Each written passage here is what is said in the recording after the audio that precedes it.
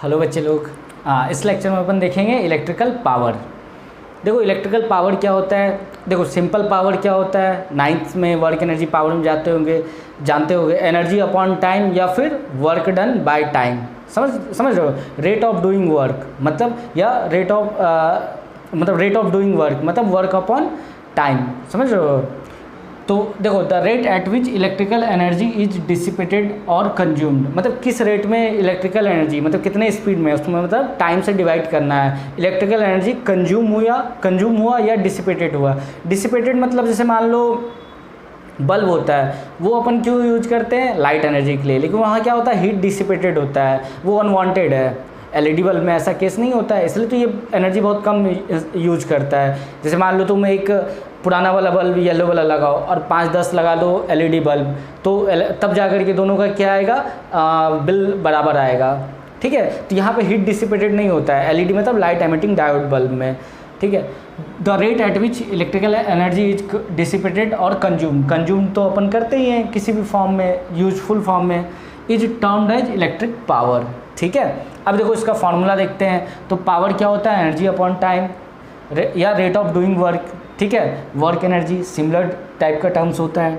तो देखो अब देखो पावर, ये P पावर, तो देखो वर्क, अब देखो यहाँ पे कुछ मैंने कर रखा है। V equal to W/Q electric potential equal to work done by charge, ये अपने को याद होना चाहिए। और I equal to Q/T, I equal to Q/T, तो Q इक्वल टू क्या हो जाएगा, IT हो जाएगा। तो यहाँ से देखो W क्या हो जाएगा, V इंटू Q हो जाएगा। ठीक है। W क्या हो जाएगा यहाँ से, V इंटू Q, तो यहाँ मैंने लिख दिया। अब Q की जगह IT रिप्लेस कर दो, यहाँ पे Q की जगह पे या क्या रिप्लेस कर दो, IT। तो यहाँ पे जब IT रिप्लेस किए तो ये देखो VIT आ गया। ठीक है। अब देखो वर्क की जगह पे अपन यहाँ पे क्या लिख देंगे, वर्क डन की जगह पे ये देखो वर्क है ना, इसकी जगह VIT लिख देंगे। अब देखो नीचे टाइम से डिवाइड है तो टाइम कैंसिल हो गया, सिंपल। अगर मान लो तुम्हें बाद में कल के दिन फार्मूला याद ना रहे तो पर भी तुम डेरिवेशन कर सकते हो। तो VI आ गया, तो पावर का फार्मूला क्या आ गया, electric potential into current VI। समझ रहे हो। P equal to VI। दूसरा देखो अपने को पता है by Ohm's law V equal to क्या होता है, IR। V मतलब इलेक्ट्रिक पोटेंशियल, I मतलब करंट, R मतलब रेजिस्टेंस। तो V की जगह पे क्या पुट कर दिया, ये देखो ये जो V है इसकी जगह पे IR पुट कर दिया यहाँ से। तो देखो अब I तो बाद में, I तो यहाँ एज इट इज आ जाएगा, तो क्या हो जाएगा P इक्वल टू I²R। ये दूसरा फॉर्मूला आ गया। तीसरा देखो हीट एनर्जी या इलेक्ट्रिकल एनर्जी का फॉर्मूला क्या आया था, H इक्वल टू या फिर electrical energy equal to I²RT energy था। तो पावर के लिए क्या करेंगे, उसको टाइम से डिवाइड कर देंगे, तो I²R सीधा आ जाएगा। समझ रहे हो। तो वहाँ से भी ये आ सकता है I²R। अब देखो एक और formula, I equal to V/R, V equal to IR होता है, तो I इक्वल टू V/R। अब देखो P इक्वल टू, यहाँ पे देखो I² है ना, R यहाँ पे I की जगह पे, ठीक है, I की जगह पे V/R लिख देंगे यहाँ पे। तो I की जगह पे V/R लिख दिए, इसका स्क्वायर कर दिए और ये R एज इट इज आ गया। समझ में आया। I की जगह पे V/R लिख दिए यहाँ पर। अब देखो स्क्वायर करोगे तो V²/R² आएगा। ठीक है। और ये R एज इट इज, तो देखो नीचे 2 R है, ऊपर 1 R है, ऊपर का 1 R नीचे का 1 R कैंसिल कर देगा, तो 1 R नीचे बचेगा, तो P इक्वल टू क्या आएगा, V²/R आ जाएगा।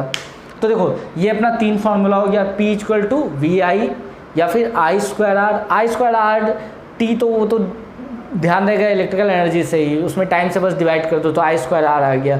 और तीसरा V²/R। तो तुम्हें एक फार्मूला अगर तुम्हें याद हो तो तुम तीनों फार्मूला को ऐसे डिराइव कर सकते हो, बस ये रिलेशन है। V equal to W/Q, W equal to V into Q, Q equal to IT, ऐसे रिप्लेस कर दो और ये ओम्स लॉ। ठीक है। तो देखो एक तो क्या V equal to W/Q important formula है, electric potential work done by charge. ठीक है। एक I इक्वल टू Q/T। ठीक है। एक Ohm's law, V equal to IR। ये तीनों फार्मूला क्या इंपॉर्टेंट है, उससे क्या हुआ, इलेक्ट्रिकल एनर्जी और इलेक्ट्रिकल पावर का फार्मूला आ गया। अब इसको नोट करो, इसके बाद देखते हैं। अब देखो SI unit and commercial unit of power. तो SI यूनिट ऑफ पावर क्या होता है, जो पावर किसी भी फॉर्म में हो, इलेक्ट्रिकल या किसी भी मैकेनिकल फॉर्म में, यूनिट तो क्या आएगा इसका, वाट आएगा। ठीक है। स्मॉल w ATT या कैपिटल W। ठीक है। अब लिखने का तरीका है, स्मॉल w से स्टार्ट करते हैं, कैपिटल W लिखते हैं। ठीक है।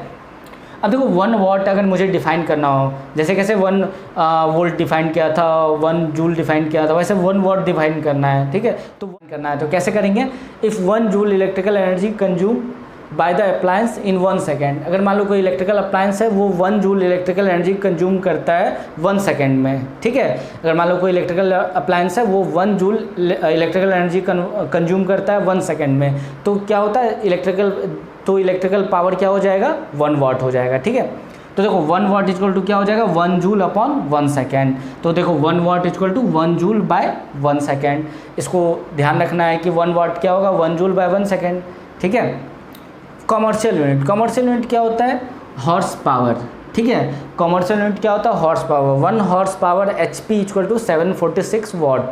ये अपने को ध्यान रखना है, दोनों के बीच में रिलेशन है। हॉर्स पावर मतलब कॉमर्शियल यूनिट और SI यूनिट के बीच में रिलेशन है। अब देखो हॉर्स पावर अपन कहाँ यूज करते हैं, ये बेसिकली ब्रिटिश में या ब्रिटेन में ज़्यादा यूज होता है, ब्रिटिश टाइम में ज़्यादा यूज होता था। अब देखो एक इसका एग्जांपल है कि अभी सुने हुए क्या, एक फ्रांस की अल्स्टॉम कंपनी है जो कि इंडियन रेलवे के साथ मतलब कॉम्बिनेशन में, मतलब यहाँ पे मतलब मिल करके एक मतलब 10,000 हॉर्स पावर का इंजन बनाए हैं रेलवे के लिए, लोकोमोटिव इंजन। तो वहाँ पे क्या है कि हॉर्स पावर अपन देखते हैं, जैसे मान लो कार है, देखते हैं उसमें कितने हॉर्स पावर का है, समझ लो कोई भी कार ले लो तो XYZ उसमें क्या है, कितने हॉर्स पावर का वो कार है। अपना बाइक तो सीसी में आ जाता है, 200 सीसी 300 सीसी, वो भी क्या है मतलब पावर ही है एक तरीके से। तो इसको देख लो, इसको लिख लो, इसके बाद देखते हैं। अब देखो कैलकुलेशन ऑफ इलेक्ट्रिसिटी बिल, अब क्या है ये इंपॉर्टेंट टॉपिक है, ठीक है। इस पर क्या होता है कैलकुलेशन, मतलब न्यूमेरिकल्स भी आते हैं, और ये क्या अपना प्रैक्टिकल व्यू से भी देखो तो बहुत इंपॉर्टेंट है। क्यों, क्योंकि अपना डेली लाइफ में भी अगर मान लो कोई घर है या फिर कोई रूम है या फिर कोई मतलब किसी टाइप का इंस्टीट्यूशन या बिल्डिंग है, उसमें अगर मान लो अपने को इलेक्ट्रिसिटी बिल कैलकुलेट करना होता है तो वो अपन कैसे करेंगे, ठीक है। तो देखो कैलकुलेशन ऑफ इलेक्ट्रिसिटी बिल करते कैसे ही, अब देखो कॉमर्शियल यूनिट यूज करेंगे, ऐसा यूनिट तो यूज करेंगे नहीं।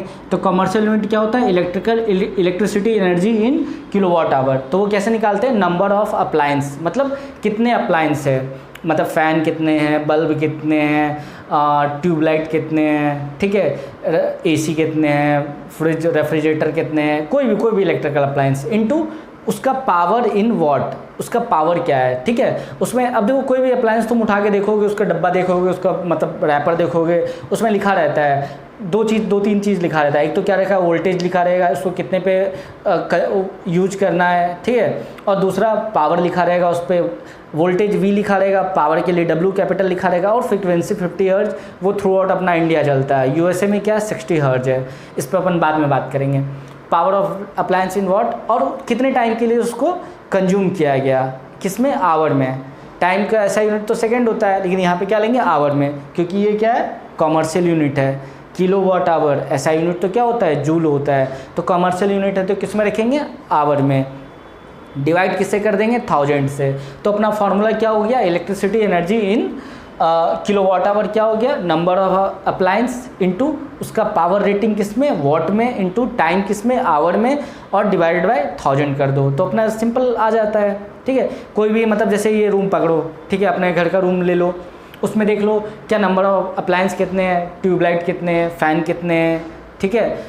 या फिर है ना मतलब है ना, मतलब कोई भी मोबाइल चार्जर या फिर कोई भी जो डिवाइस है, कूलर या AC कितने हैं, उसका पावर रेटिंग, उसको खोजने की कोशिश करो, उस पर पावर कितना लिखा हुआ है, उसको मतलब अगर कैलकुलेट करना है तो पावर, अब उसको टाइम कितने टाइम के लिए कंज्यूम, और मान लो तुम 1 आवर के लिए नहीं किए तब क्या करोगे, मान लो तुम 30 मिनट्स के लिए किए तो 1/2 लिख दोगे, 50 मिनट्स के लिए किए तो 1/4 लिख दोगे। टाइम किस में लिखना, आवर में। अब जैसे देखो पावर किलोवाट लिखा रहेगा, मान लो इसीलिए बड़ा, ठीक है, तो उसमें 2 किलोवाट लिखा रहेगा, 2 kW, तो उसको 2000 वाट लिखना है, समझ रहे हो। ऐसे नहीं कि किलोवाट में लिख देना है इसको, तो वाट में लिखना है, और उसको डिवाइड कर दो 1000 में। अब देखो 1000 से ये देखो नंबर ऑफ अप्लायंस है, इसकी कोई यूनिट होगी क्या, नहीं। नंबर ऑफ अप्लायंस है 1 2 3 4 1.5, ऐसा अप्लायंस हो नहीं सकता, जब भी आएगा इंटीजर आएगा। पावर ऑफ अप्लायंस इन वाट, अब देखो उसको 1000 से डिवाइड करोगे तो किलोवाट में आ जाएगा। अरे यार 1000 से उसको डिवाइड करोगे तो किलोवाट में ही तो आ जाएगा, 1 किलोवाट ही तो होता है 1000 वाट। तो पावर अप्लायंस है मान लो वॉट में, उसको 1000 से डिवाइड कर दिए, क्या आ गया किलोवाट, और टाइम को आवर में लिखे ही हो। तो बेसिकली जो ये लिखा हुआ है वही ये लिखा हुआ है, ये तो क्या है सिर्फ डिजिट है, ठीक है, इंटीजर है। इस पर मैं कैलकुलेशन करवाऊंगा। अभी नेक्स्ट लेक्चर में क्या है अपन है ना इलेक्ट्रिकल एनर्जी में के न्यूमेरिकल्स देखेंगे, इलेक्ट्रिकल पावर के न्यूमेरिकल्स देखेंगे, कैलकुलेशन ऑफ इलेक्ट्रिसिटी बिल देखेंगे, ठीक है, इलेक्ट्रिक बिल या इलेक्ट्रिसिटी बिल जो भी बोलो ये देखेंगे। अब देखो power voltage rating of electrical appliance, अगर मान लो जैसे अपने घर पे जैसे कोई अप्लायंस पकड़े, जैसे मान लो ये तुम कोई अप्लायंस लिए, ठीक है, तो इसमें क्या है, जैसे मान लो इसमें लिखा हुआ है, जैसे कोई बल्ब ले लो तुम, उस पर लिखा हुआ है 220 वोल्ट, जनरली अपने इंडिया में 220 से 230 तक वोल्टेज होती है, तो उस पर लिखा हुआ है 220 वोल्ट और 100 वाट, ठीक है, 220 वोल्ट 100 वाट किसी एग्जाम्पल पे बल्ब पे लिखा हुआ है, ठीक है, एग्जाम्पल लेते हैं। तो इसका मतलब क्या हुआ है, इसका मतलब ये होता है कि ये जो डिवाइस है या अप्लायंस है, इसको हमें सजेस्ट किया गया है कि कितना पे यूज करें, 220 वोल्ट पे। एग्जैक्ट तो नहीं होता है, अब उसके लिए बहुत सारे डिवाइस होते हैं जो वोल्टेज का अप डाउन को क्या करता है, मेंटेन करता है। तो 220 वोल्ट पे उसको अपने को यूज करना है। अगर 220 वोल्ट पे अगर उसको यूज किया गया है तो ये क्या है 100 वाट पावर कंज्यूम करेगा, समझ रहे हो, या फिर 100 जूल पर सेकेंड इलेक्ट्रिकल एनर्जी क्या करेगा, देखो कंज्यूम करेगा। देखो क्या हुआ है, मैं पढ़ता हूँ इसको, 220 volt 100 watt written on a bulb. तो 220 volt means that the bulb is to be used on a voltage of 220 volt and 1000 watt. ये क्या है, W मतलब watt, means it has a power consumption of 100 watt, ठीक है, और 100 joule पर second. बताए वो उसका पावर कंजप्शन कितना है, मान लिए 100 वाट, मान लिए नहीं है 100 वाट है, और या तो वो 100 जूल पर सेकेंड क्या करेगा, एनर्जी कंज्यूम करेगा। अब तुम्हारा डिवाइस किस टाइप का, कंज्यूम मतलब होता है यूज करना, डिसिपेट मतलब क्या होता है हीट के फॉर्म में बर्बाद करना।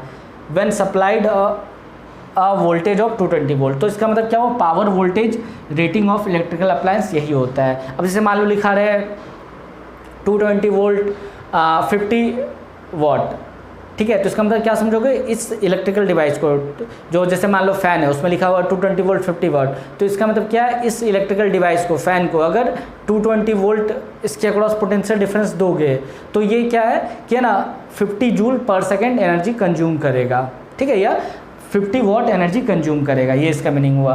कैलकुलेशन ऑफ इलेक्ट्रिसिटी बिल का फॉर्मूला याद रखना, नेक्स्ट लेक्चर में अपन देखेंगे, ठीक है। और चैनल को सब्सक्राइब करो, अपने फ्रेंड्स के साथ शेयर करो, फ्रेंड्स के साथ शेयर नहीं करो, सब्सक्राइब करो इसको और शेयर करो, ठीक है।